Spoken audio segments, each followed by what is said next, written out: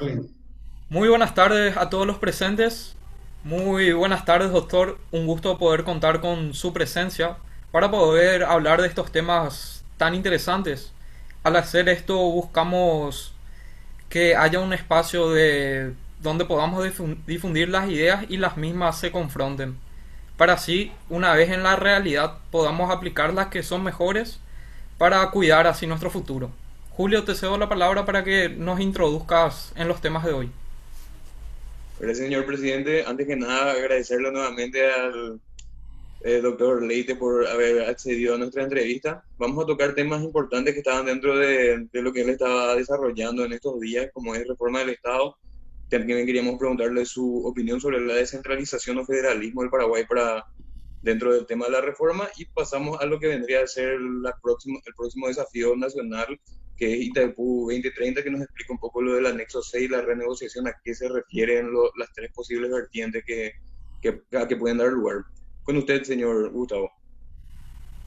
Bueno, muchas gracias. Al contrario, que soy yo el agradecido y estar en contacto con gente de Encarnación. Ustedes saben que en Encarnación yo tengo una parte de mi corazón porque en algún momento trabajé ahí en la zona de Itapúa. Sigo teniendo un campo en la zona de San Pedro del Paraná con unos socios, así que me une mucho cariño con la gente de Itapúa y bueno, y ahora con los nuevos amigos que hicimos. La verdad que yo le había dicho a Julio, a mí no me gustan mucho las clases magistrales y las charlas largas. Lo que sí sugiero es contarles qué es lo que vine haciendo. En noviembre del año pasado nos ocupamos un grupo de amigos donde yo participo en foros presenciales, todavía no había COVID. Nos empezamos a preocupar porque el gobierno había solicitado extender el límite del endeudamiento dentro de la ley de responsabilidad fiscal y era evidente que un pedido como ese en noviembre tenía que ver con gastos corrientes. Entonces empezamos a trabajar y decir, bueno, algo está pasando, hasta que finalmente se confirmó infelizmente lo que nosotros sospechábamos, que es que se había usado ese dinero para pagar gastos corrientes, algo que no se había hecho desde el año 2002 en Paraguay, lo que evidenciaba que la situación de caja estaba comprometida. Bueno, después vino el COVID, mientras tanto nosotros escribimos unos ensayos. Los ensayos inician por el inicio, que se llama un nuevo Estado, y parte de la necesidad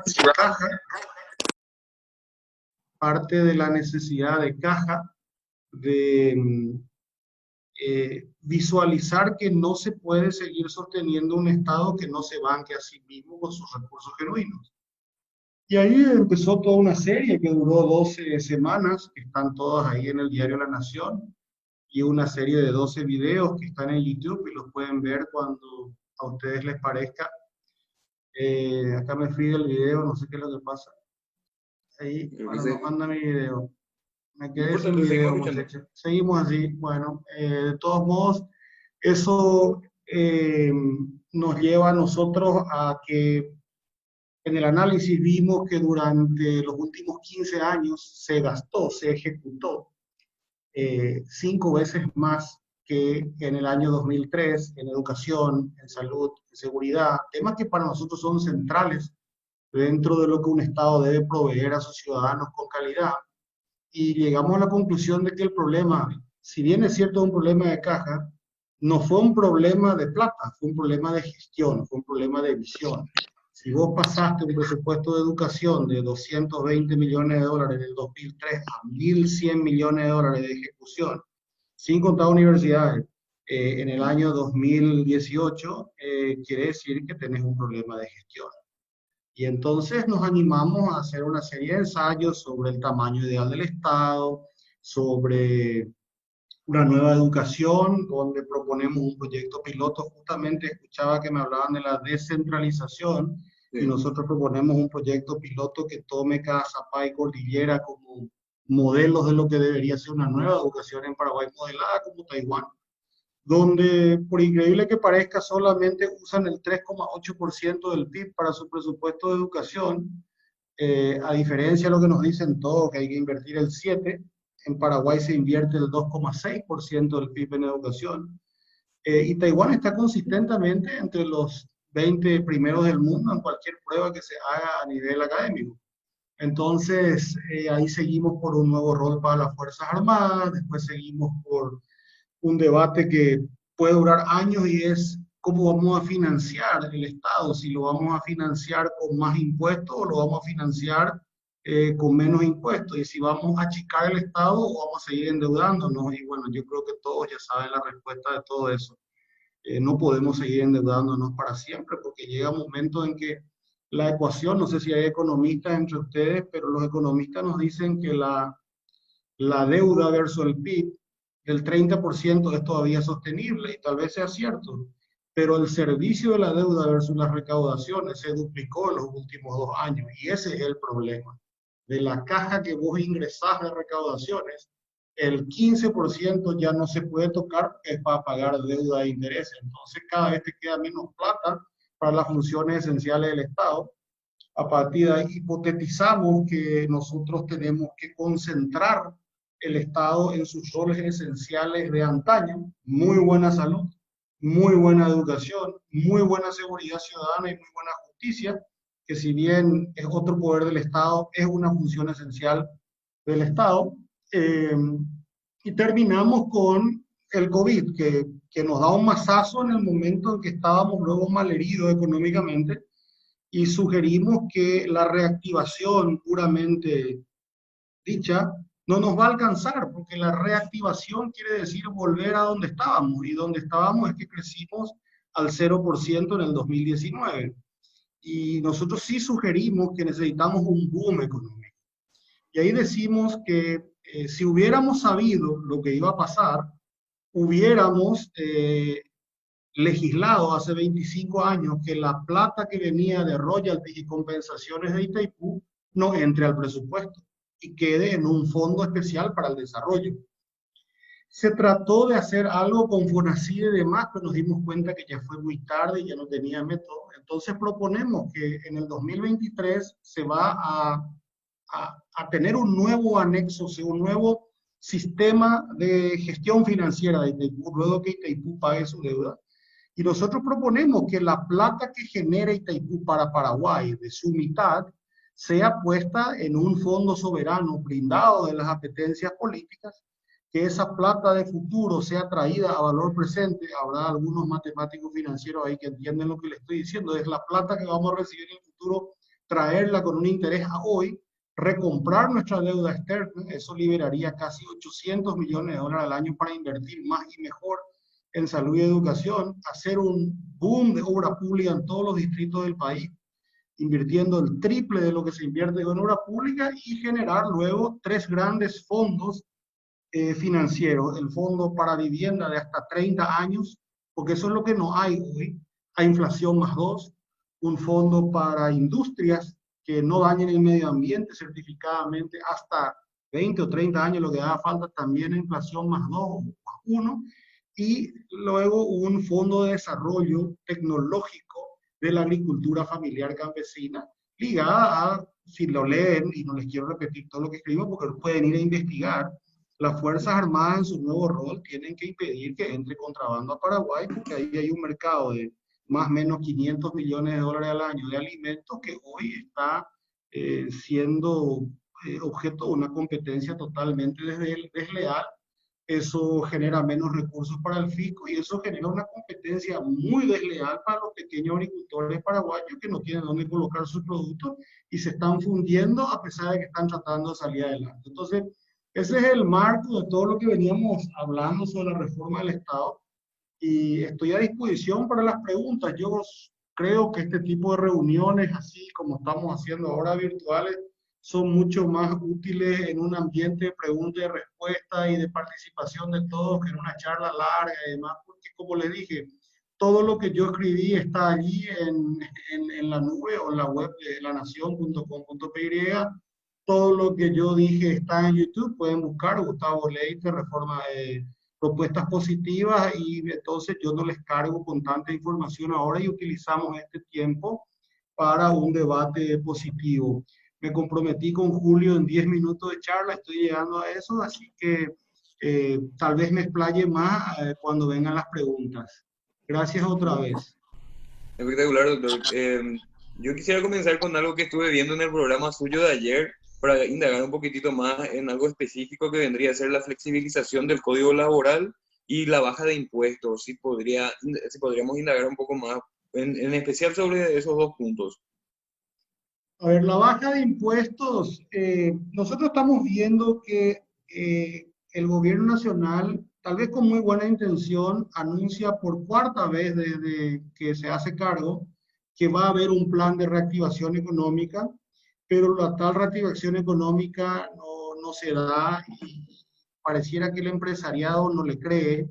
Entonces, estimamos que no es suficiente decir que vas a ejecutar lo que tenías nomás luego previsto ejecutar, sino que tiene que haber algunas medidas adicionales que le den entusiasmo al empresariado, porque en una sociedad, o en Paraguay por lo menos, la inversión, que es casi el 20% del PIB, 7/8 de la inversión es privada y solamente 1/8 es inversión pública. Entonces, lo que puede impactar ese plan de reactivación más acelerado y demás es muy bajo. Lo que necesitamos es que el sector privado, que desde agosto del 2018 está desmotivado para invertir, encuentre un motivo.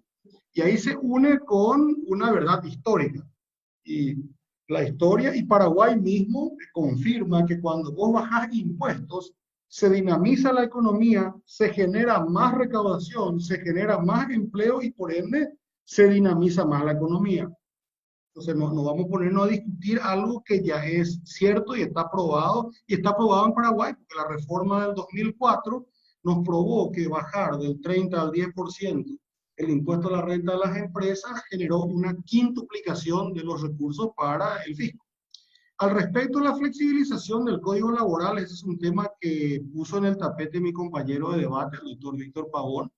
Yo no tengo muy claro el panorama sobre el respecto porque no lo he estudiado. Sin embargo, mi lógica me dice también que si se flexibiliza el código laboral, no en el concepto del salario mínimo, sino en el concepto de la flexibilización de las horas, que si Julio de repente puede trabajar lunes, miércoles y viernes y puede trabajar 12 horas y tener libre martes y jueves para otras cosas, puede ser algo atendible. Yo creo que meternos hoy a un debate de la flexibilización del código laboral no debería ser tabú. No creo que tengamos que restarle derechos adquiridos a los trabajadores, pero sí creo, Carlos Slim proponía hace 3 años para todos era una locura en su momento, decía, vamos a trabajar 3 días al año, 36 horas, 12 horas, 12, entonces te resta tiempo para el ocio. Y si te resta tiempo para el ocio, entonces también te resta tiempo para gastar más plata fuera de tu casa, vas a hacer más cosas con tus hijos, vas a tener más momentos de calidad en tu vida. Bueno, todas estas cosas tienen que debatirse en un ambiente, diría yo, de tolerancia. Yo no creo que hablar de la flexibilización del código laboral tenga que ser una afrenta para los amigos sindicalistas, sino que más bien es una oportunidad hoy, porque si vos te pones a pensar, ¿qué es lo que pasó con la pandemia? Muchos negocios, pequeños sobre todo, hablaron con sus empleados y le dijeron, bueno, ustedes saben que estamos cerrados, ¿qué vamos a hacer? Si quieren, les pagamos la mitad y ustedes vienen la mitad de los días, pero no pierden su trabajo. Y yo te digo que la inmensa mayoría de los que están comprendidos en esa realidad aceptaron. O sea que ya hubo luego, ya está dándose luego una flexibilización de facto del código laboral y nadie está protestando, porque la otra alternativa es que te digan, bueno, socio, ¿qué voy a hacer? Acá está tu liquidación, siento mucho, pero si no tengo clientes, ¿cómo te voy a pagar? Y el funcionario o los empleados ve que su patrón no tiene clientes y entiende y dice, bueno, se quedarme en bola sin ningún ingreso y cobrar la mitad, y bueno, trabajo la mitad, y bueno, hasta es posible. Entonces, la flexibilización del código laboral de derecho no existe, pero de facto está existiendo. Y mucha gente hoy por la necesidad que no estaba contemplando trabajar horas adicionales sin ningún contrato per se, lo está haciendo. ¿Por qué? Porque todos estamos viendo que o nos arremangamos todos o no vamos a salir de esto. Entonces, a veces las crisis son los momentos para para emprender un cambio de paradigma. El mundo se desarrolló sobre la base de cambios en todos los tipos, ¿verdad? Hay cambios buenos y cambios malos. Me parece que Paraguay no debería tener temor a debatir este tipo de cosas. Lo que sí veo es una ausencia de liderazgo en el debate. No veo a exponentes del gobierno haciendo propuestas fuera de ejecutar el presupuesto que estaba luego previsto más rápido. Y yo no sé si con eso alcanza. No es una crítica, sino es más bien un llamado a nuestras autoridades a que entiendan que hay muchísima gente que se está quedando sin trabajo, que hay muchísimas empresas que no están teniendo clientes, pues no te sirve de nada que el banco te dé el crédito y vos al final no puedas pagar el crédito porque tu cliente no tiene plata. Vos no le puedes forzar al cliente que vaya a comprar si no tiene plata, tampoco le puedes fiar. Entonces, ¿qué es lo que pasa? Y bueno, el FUGAPI es muy lindo, que va a terminar el Estado quedándose con el 90% de la deuda y a la larga los pocos contribuyentes que tenemos van a tener que pagar la deuda del resto. Entonces, amerita una discusión un poco más profunda sobre estos temas y otros más que seguro ustedes los van a tocar hoy. No, y siguiendo un poco con ese tema de impuestos y flexibilización laboral, indagar un poquito en el tema de los emprendedores, la parte para poder formalizarte y poder, porque muchas veces acá en Paraguay es más fácil estar en negro que estar en blanco por todas las exigencias por toda la burocracia que existe. Y tampoco y también la negativa de la mala ejecución, de la mala gestión del gasto público.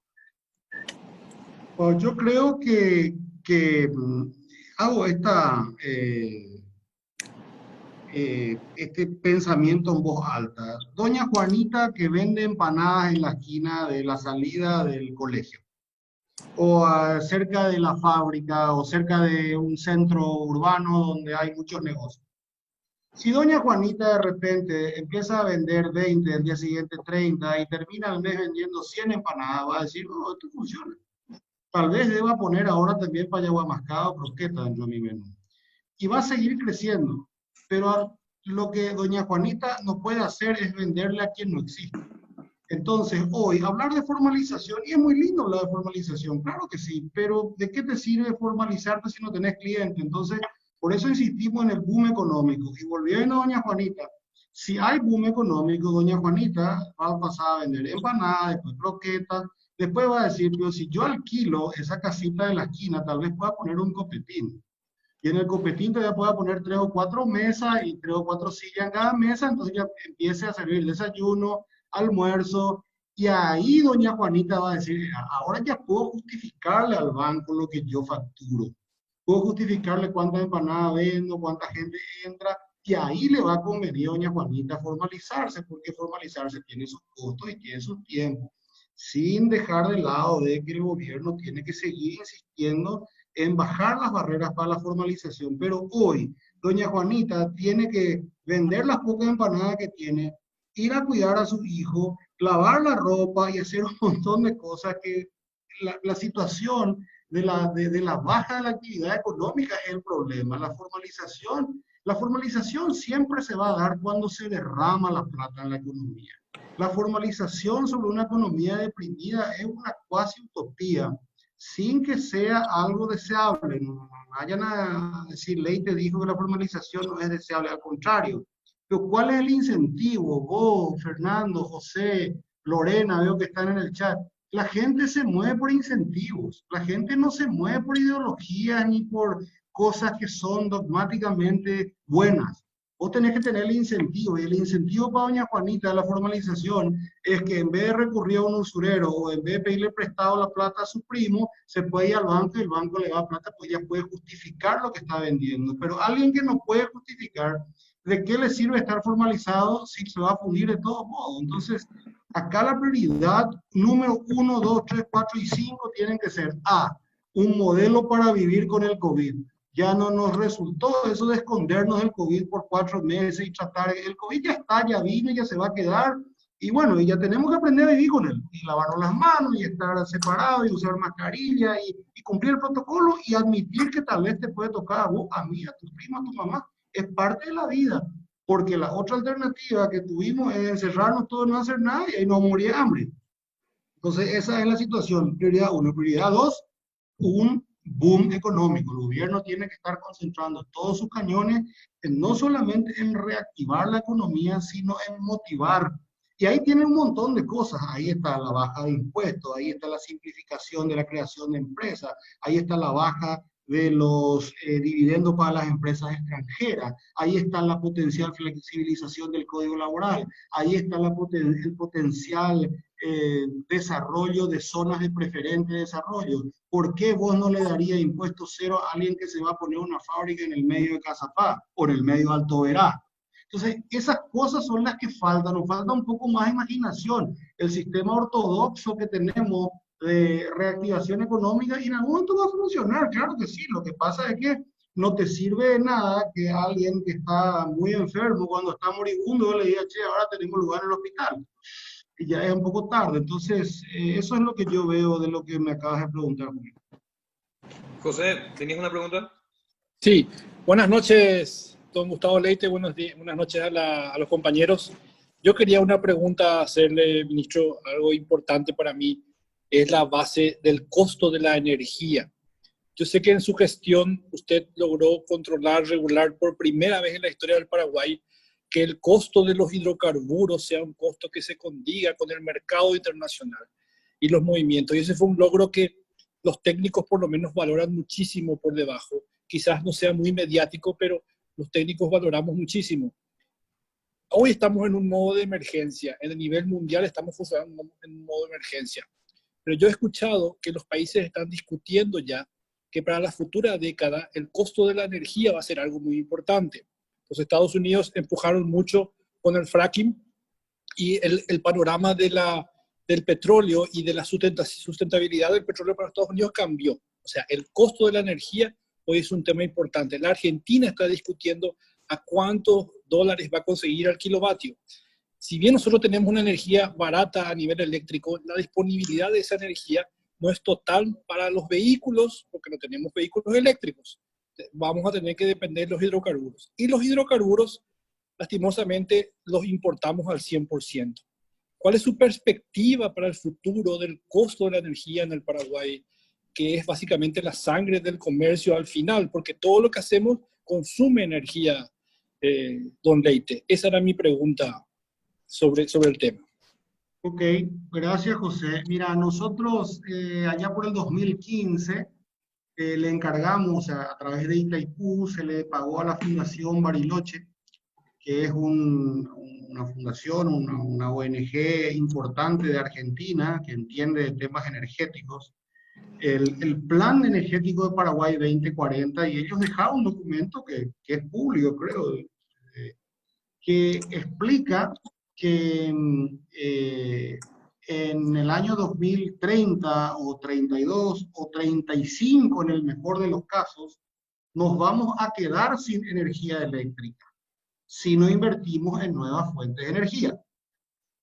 ¿Por qué? Y ellos explican que ya Itaipú hoy tenemos una potencia de 3.200 megas más o menos utiliza Paraguay, y Paraguay en Itaipú tiene 6.300, más 1.500 de Yacyretá, más 200 a Caraí. Entonces, si nosotros seguíamos creciendo al 8% en consumo de energía como veníamos creciendo, estábamos generando un problema potencial para la generación que viene. Y nos alertaban de la necesidad de trabajar en nuevas fuentes de energía. También nos alertaban sobre el tema de la energía de biomasa, que es la principal fuente de energía de Paraguay, aunque parezca mentira, combustible no llega al 20%. Entonces, sacamos un decreto, recuerdo, que por el cual el 35% de las industrias que utilizan biomasa en el 2021 tienen que certificar el 35% como reforestada, y para el año 2025 el 100%. Eso genera la necesidad de plantar 200.000 hectáreas nuevas en Paraguay, que genera a su vez empleo, porque el árbol se planta a mano, porque el yuyo se saca todavía a mano. Entonces, entiendo que ese decreto está vigente. Por un lado, estamos bien. Entiendo que estamos atrasados en la generación de fuentes alternativas. Ya deberíamos estar nosotros hoy construyendo UPANEC 1, que es una central de 20 megas, que es la primera central de río de superficie. Ya deberíamos estar trabajando nosotros con Bolivia en un gasoducto que traiga gas hasta Villa Haye, genere allí termoeléctrico y libere lo que es el filé miñón es Brasil, sur de Brasil, de mayo a septiembre. Brasil tiene una necesidad de 3.000 megas nuevos por año en su matriz sur, y eso es un brillante negocio para Paraguay, para que Paraguay gane plata vendiendo la energía con el gas boliviano o con otras fuentes.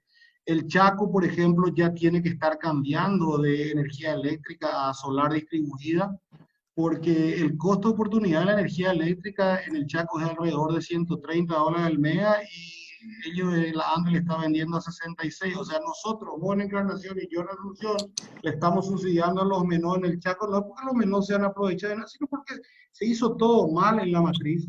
Eso también necesita una reforma. Y por último, el tema combustible. El tema combustible, nosotros vimos que, recuerdo bien, porque yo estaba ahí en el tablero de control, en agosto del 2014 el barril de petróleo se desplomó de 130 a 30. Y para diciembre el combustible en Paraguay todavía no había bajado.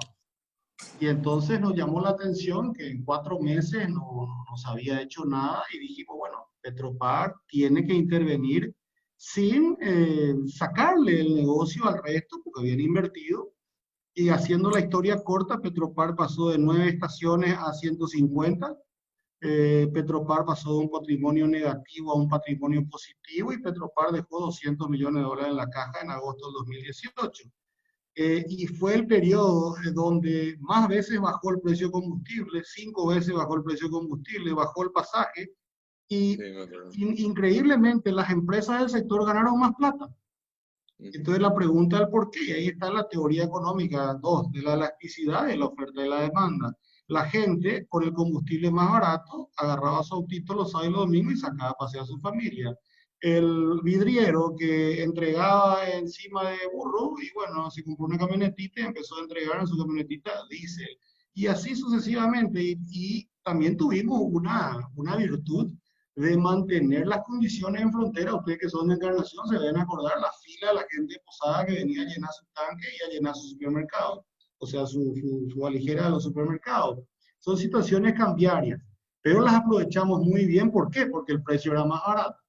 Y el sector, dentro de todo, después de todo lo que nos peleamos, hoy reconoce que fue el momento de gloria, porque el consumo creció 60%, los impuestos para el fisco crecieron, el consumidor salió ganando porque tiene pasajes más baratos y porque tenía combustible más barato. Y lo más importante es que Petropar, que tenía el 2% del mercado, pasó a 12%, y el sector privado, que tenía 98, pasó a 88, pero vendió 60% más. Entonces, fue una especie de alegría para todos, a pesar de que el parto fue muy doloroso. Veo que Petropar pasó de una estrategia de regulador a la baja en nuestro gobierno a tomador a la alta en este gobierno, hasta que vino el COVID y bueno, se dieron cuenta que no tenía sentido. Le regalaron casi $200 millones al sector privado en estos primeros 2 años de gobierno, que deberían haber dado un poco de alivio al bolsillo de los perros, pero ya está. Hoy Petropar está con precios bajos, también el sector privado, y nadie se puede hacer loco. Está muy sensible el precio de combustible en Asunción y Central, por lo menos allá también me imagino que va a ser así. 30, 40 guaraníes más o menos determina que la gente se vaya a 20 cuadras más para cargar. Entonces, lo que tenemos que hacer es promover competencia. Y eso pasa por la cabeza del gobernante. La cabeza del presidente Carte era que Petropar sea un factor de competencia, que Petropar gane plata y que obligue al resto de los privados a bajar sus precios para vender más. Yo recuerdo que la primera prueba de que esto funcionaba es cuando vos veías pasacalles colgados en las estaciones, los emblemas diciendo vendemos a precio Petropar. Quiere decir que daba resultado la política. Bueno, son situaciones. El tema energético no es un tema menor. Un país sin cemento, sin acero y sin energía no se puede desarrollar.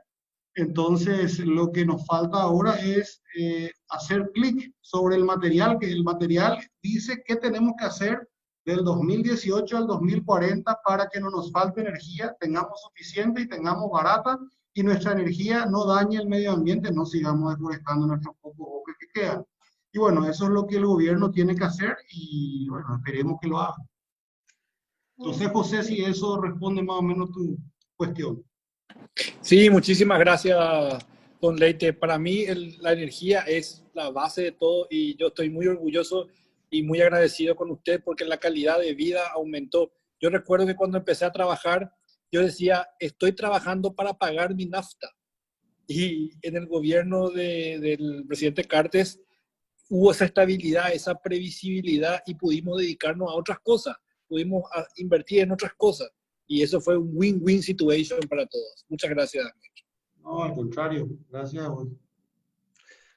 No, totalmente lo que dice José. Es decir, pasando a otro tema, quería preguntarle su opinión. He visto que estaba también usted propugnando lo de captar fugas de capital extranjera como la Argentina, cosa que está haciendo el Uruguay con, creo que era zonas francas o algo por el estilo. Indagar un poco sobre eso. Y otro punto que me interesa también es qué opinión le merece la hidropolítica, don Leiter. ¿La qué? Hidropolítica. Explícame qué es la hidropolítica y te voy a contar qué pienso. La política del agua viene en relación al uso del recurso hídrico en forma geopolítica, económica y de otra manera. Estaba en boga la otra vez y si sabía quería aprovechar su conocimiento. Te toco oído de la hidropolítica. Nosotros somos el país de América Latina, sin duda, que más jugo le ha sacado a sus ríos.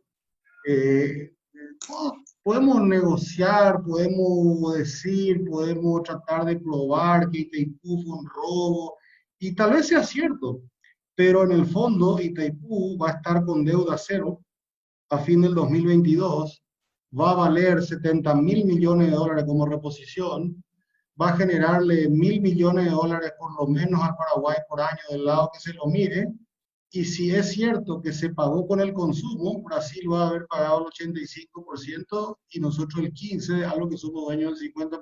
Entonces, esa hidropolítica a Paraguay, independientemente de lo que digan algunos detractores, le salió bien. Yacyretá tiene una negociación que fue aprobada por el Congreso paraguayo y que está ahora en manos del Congreso argentino, no creo que apruebe, porque fue una negociación a nuestro criterio única en la que se sacaron de la jugada 12.000 millones de dólares de capital y de intereses realmente que Argentina pretendía. Bueno, es el acuerdo Cartes-Macri, que en el fondo Yacyretá, que ya le dio a Paraguay más de 10.000 millones de dólares, va a terminar costando para Paraguay 1.700, de los que 1.000 va a venir de vuelta por territorio inundado y en realidad nos vamos a quedar con nuestra mitad, poniendo básicamente muy poco. Entonces, desde ese punto de vista es cuestionable, hay mucha gente que robó, se va a decir, sí, todo eso, pero tenemos las dos represas, están ahí, y hasta el 2030 no nos va a faltar energía. Yo quiero saber qué íbamos a hacer nosotros si no teníamos esas dos, y es imposible saber. Entonces, creo que hasta ahora, de todos los países que conozco en la región, Paraguay es el que más provecho le ha sacado a sus ríos, y eso se hizo porque tenemos dos vecinos que necesitaban mucho más energía que nosotros. Vamos a ser sinceros, Itaipú se hace por la necesidad brasileña de expandirse en el centro-oeste y en el suroeste. Y bueno, y había, ese es correcto, aguas que valen oro. Y la otra pregunta era, ¿cuál era la primera? No, la primera era del tema de captar las fugas Ok, de capital de la inversiones. Argentina. Bueno, ok. Si vos te pones a pensar que si vos querés que el componente de inversión del PIB llegue al 25, que es lo ideal para que el país crezca a más de 5% o al 6%, vos necesitas pasar de 18, 20 a 25. Vamos a asumir que sean 7 puntos del PIB. 7 puntos del PIB son 7 por 4, 2.800 millones de dólares. La economía paraguaya invierte 18 sobre 4, 5, 70, más o menos 7, 8 mil millones de dólares año. Si ya Paraguay está llegando a su pico en lo que puede como capital nacional, si nosotros queremos que todos los paraguayos encuentren trabajo, que crezcamos, tenemos que abrir la puerta al capital extranjero, porque si no, no vamos a llegar a ese componente del PIB que necesitamos dentro de inversión. Para que el capital extranjero venga, tiene que sentirse cómodo, tiene que ser amigable venir a Paraguay, no tiene que haber una coima en cada esquina, no tiene que haber un papeleo interminable.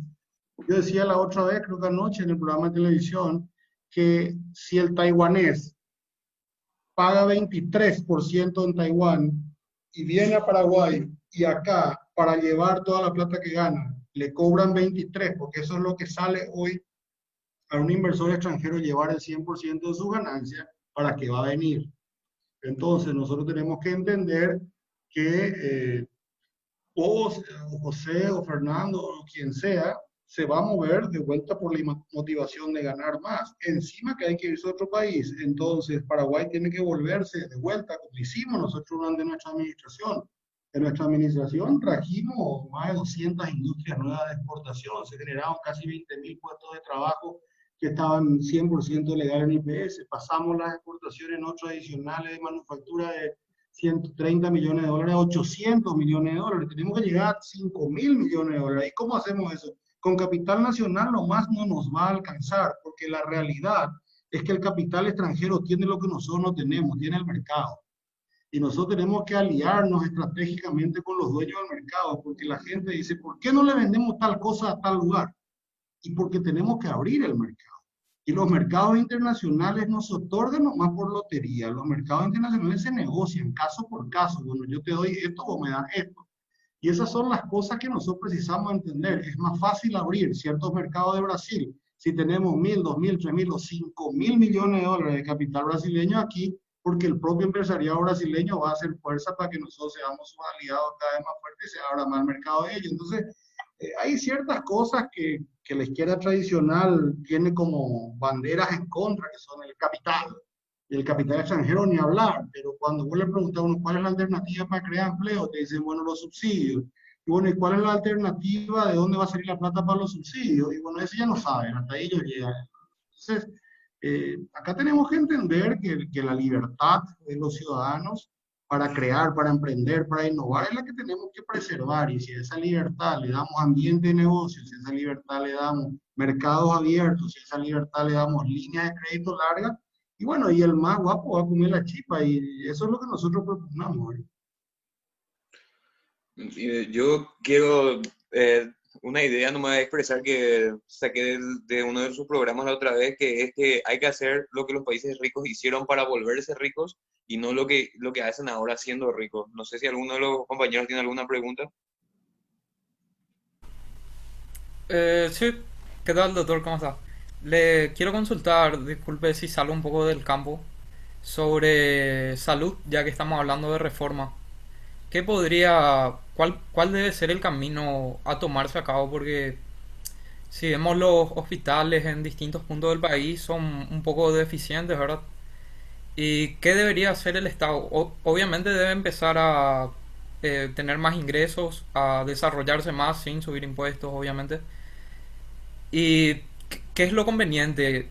¿Seguir con IPS, crearle una competencia o absorber IPS que sea totalmente público? ¿Qué opinión me puede dar, doctor? ¿Verdad? Estamos mezclando varias cosas, ¿verdad? Vos me preguntás de salud y yo no soy experto en salud. Lo que sí tengo es amigos que conocen el tema y creen que Paraguay tiene que seguir invirtiendo, pero también en un nuevo modelo de salud. Siempre decimos, salud pasó de 70 millones de dólares a 700 millones de dólares en 15 años en salud y aún es insuficiente. Dos temas allí, ¿verdad? La salud es preventiva y nosotros tenemos una salud reactiva, debemos cambiar el método. Y por otro lado, salud tiene 42.000 funcionarios, pues 28.000 nomás son de blanco. Hay 14.000 funcionarios que responden a la burocracia. Tal vez eso pueda optimizarse, pero no es el momento de dejar gente en la calle. Este es el momento de pensar en retiros voluntarios, en situaciones ganar, ganar para todo el mundo. Tema salud es lo que yo escucho que tenemos que hacer. Al respecto de IPS, IPS no es del Estado, IPS es de la gente que aportó, que son los cotizantes. IPS en el punto de vista filosófico es un seguro fantástico porque cubre todo poniendo el 25% de tu salario. Cubre todo y encima te da una jubilación que son el promedio de tus últimos años. Es un sistema de los 60 que hoy ya no sé si es aplicable, si lo vas a hacer de vuelta. Me da la impresión que IPS hay que protegerlo con lo que tiene ahora. hacer que separar las contabilidades de salud y de seguridad privada, ver que los cotizantes y sus familiares tengan mejor servicio, pero si le cargamos más gente a una estructura que ya está colapsada, no sé si hay algún ingeniero, si la losa aguanta 100 kilos y le carga 200 y se va a romper.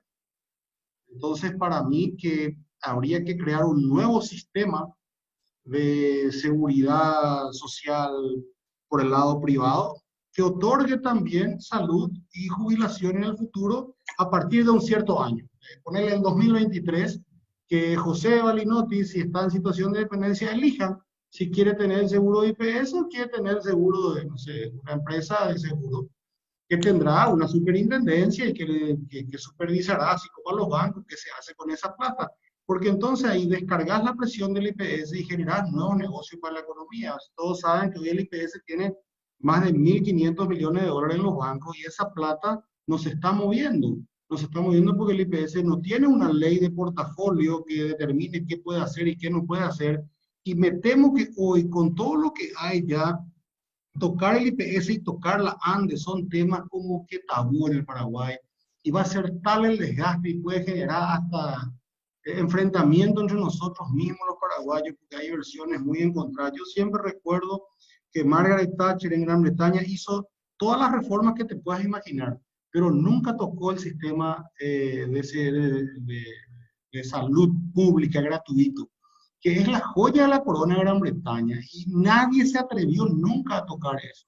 ¿Por qué? Porque en la mente de la gente eso no se puede tocar. Y yo siento que hoy la ANDE y el IPS no es que no se puede tocar, va a ser un problema tocarlos, donde vos toques va a salir pus, que es mejor crearle a la ANDE una competencia desde el sector privado y crearle al IPS una competencia o una alternativa, no llamemos competencia, llamémosle alternativa. Y eso va a ser fresco para el país y va a proteger lo que ya tenemos. Wow. Justo le iba a preguntar también sobre el tema del monopolio de la ANDE y qué opinión le merecía, pero creo que ya contestó acabadamente en relación a eso, Mira, doctor. la ANDE es la institución más rica en potencial del Paraguay porque tiene las acciones, tiene las participaciones en Itaipú, Yacyretá y es dueña de Acaraí. Pero, por otro lado, la ANDE tiene un problema de gestión, y tiene razón la gente de la ANDE. Las decisiones políticas de qué hacer con la ANDE son las que llevaron a la ANDE a la situación donde está. La ANDE tiene más o menos, estaba mirando el balance 2019, tiene 400 millones de dólares más o menos de compra de energía, que es lo que le paga Itaipú y Yacyretá, y vende en 800 millones de dólares, pero su gasto de personal es 130 millones de dólares. Entonces, ¿quién le puso ese personal a la ANDE? El poder político. La ANDE, yo recuerdo que la decisión más dolorosa que tuvimos que tomar en equipo económico en la administración del presidente Carter fue subir la tarifa eléctrica y subimos un 20% a los que más consumían. Hacía 14 años que no se ajustaba la tarifa eléctrica. Nosotros tenemos una percepción en Paraguay de que la electricidad es medio gratis, es nuestra y inacabable. Son temas que en algún momento se va a tener que debatir con seriedad y explicarle a la gente que no es así, porque la energía cuesta. Felizmente en Paraguay las inversiones que tenemos hacen que nuestra energía sea la menos costosa de la región y el precio que pagamos es lejos del precio más barato de la región. Pero la ANDE no puede aguantar y hacer las inversiones que necesita hacer con la estructura de personal y con todo lo que viene acumulado a cuesta. Por eso digo, esos 130 millones de dólares de gasto de personal no inventó el personal de la ANDE. Se lo va cargando cada vez que viene un gobierno nuevo y cada vez es más caro. Entonces, ¿para qué seguir insistiendo en ese modelo? La ANDE, así como está todavía, se puede salvar, puede ser muy útil al Paraguay, tiene activos muy importantes, tiene la generación, y bueno, pero va a llegar un momento en que también ya no le va a dar cuero para servir al resto. Entonces hay que dejar que el sector privado invierta bajo un marco regulador en nuevas energías y llegar a otra gente a la que no llega la ANDE y no tiene que enojarse nadie por eso. Lo que sí es seguro que hoy la ANDE no está en condiciones de nuevas inversiones sin el aval del Estado. ¿Por qué? Porque gana 30, este año va a perder plata, el año pasado ganó 35, 40 millones de dólares. con 40 millones de dólares no amortiza las nuevas inversiones que necesita para poner a mano su red, que es básicamente transmisión y distribución. Por eso que decía alguien, uno de ustedes, sí, tenemos energía, pero yo quiero hacer una fábrica, así como no. Yo quiero hacer, sí, como no, pero vos tenés que hacer el tendido. La banda te dice, pues vos tenés que hacer el tendido. Entonces nosotros salvamos más o menos eso cuando estábamos en funciones porque dijimos, no, ¿dónde la ANDE puede darte energía de buena calidad rápido? Y dimos, kilómetro 30 Ciudad del Este, Ayolas, Guarambaré, Limpio, Salto del Guairá. Y nos pusimos a promover inversiones en esos lugares porque tenía mucho más sentido. No le puedo traer un brasilero así, vení, invertí para 2 millones, pero tenés que pagar 200.000 por tu línea eléctrica. Entonces, te va desinflando al inversor. Bueno, hasta tanto, también hay una realidad. Si vos te vas a Estados Unidos y le decís, quiero energía en el medio del desierto, tampoco te van a dar. Siempre los países tienen lugares asignados para sus parques industriales que tiene que ver con una planificación previa, con un trabajo de los gobernadores y demás, y me parece que eso también falta.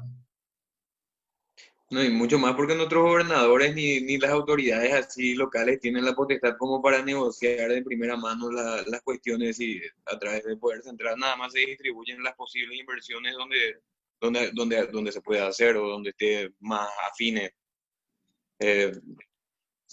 Sinceramente, doctor, estoy complacidísimo. Yo ya me quedé bastante satisfecho con todo. No sé si alguien más tenga preguntas. Estoy agradecidísimo. Fue una clase magistral, un ida y vuelta que yo estoy atentísimo. Sigo, me pareció muy genial la exposición. Una última pregunta tenía para usted, don Leite. Adelante. Don Leite, Paraguay tiene dos universidades eje, la nacional y la católica, y tiene varios satélites privados. Hoy en día el mundo académico está cambiando rápidamente por culpa de Internet, y algunas empresas en Estados Unidos y en Europa están empezando a probar a su gente antes que pedirle el título. ¿Cuál es su posición con respecto a la arquitectura de la educación terciaria en el Paraguay? Ese modelo de dos universidades pivotantes, o sea, centrales, y luego varios satélites privados, ¿es sostenible o hay otra visión de parte suya, don Leite? Mira, para mí que el sistema no es sostenible porque lo que te olvidaste de mencionar es que hay como 20 universidades de garage que le sacan plata a la gente y le dan un título, no vale para nada. El día que vayan a una prueba, como vos decís, con el empleador, bueno, no van a recibir. Pero sí, se impone también una reforma ahí. Que a mí me gusta el modelo de Israel. Y en Israel es un país chico. A mí me gusta mucho Israel y Taiwán, porque son países chicos que tuvieron que ser pujantes en el medio de vecinos que no le ayudaron para nada. Taiwán con China y bueno, Israel con todo su vecindario que todos conocemos. Y Paraguay, no vayan a creer que Brasil y Argentina nos quieren mucho. No son generosos con nosotros, no tenemos que codearnos con ellos y buscar nuestro espacio cada tanto. En Israel hay 8 universidades, las 8 son, 7 son estatales y una es mixta. Esas 7 universidades estatales tienen un presupuesto anual asignado cada 6 años, se hace un programa de 6 años. En las universidades de Israel, para poder enseñar, sobre todo la Universidad Hebrea de Jerusalén, que es la número 1, vos tenés que primero investigar, tenés que comprometerte a X horas de investigación por año y luego enseñar X horas. ¿Qué hace eso? Hace que el profesor esté a la vanguardia, porque está enseñando lo último. Y hay un fondo anual que se otorga en base al éxito de la investigación de la universidad. Entonces la universidad tiene su presupuesto fijo que le permite operar y tiene su presupuesto variable, que es el premio por la dedicación de sus profesores, sus alumnos y sus notas reales en el mundo real. ¿Cuántos inventos trajiste al mundo? ¿Cuántos inventos le aportaste a la sociedad? Y ese modelo tal vez tenga que replicarse, porque acá en realidad hay una sola universidad estatal. La católica es privada y es muy buena. Y la estatal, bueno, está la Universidad Nacional de Asunción, la de Itapúa, hay universidades nacionales, pero me da la impresión que la Universidad Nacional de Asunción, que es la más grande, con 50.000 estudiantes, podría cambiar. Me da la impresión que la Universidad Nacional de Itapúa podría ser un excelente piloto. Nosotros necesitamos un proyecto piloto, así como en educación, que abra los ojos y le diga a la gente, che, mira un poco, estos están gastando mucho menos plata por estudiante y están produciendo mucho mejores profesionales. Porque hoy lo que hay en los presupuestos universitarios es más plata, más plata, más plata y cada vez se mide menos resultado. Si bien es cierto, históricamente en la Universidad Nacional de Asunción, por lo menos los médicos, los ingenieros tienen muy buena imagen, muy buena reputación, eso tiene que extenderse a todo Paraguay, porque no puede ser que toda la gente venga a Asunción a estudiar.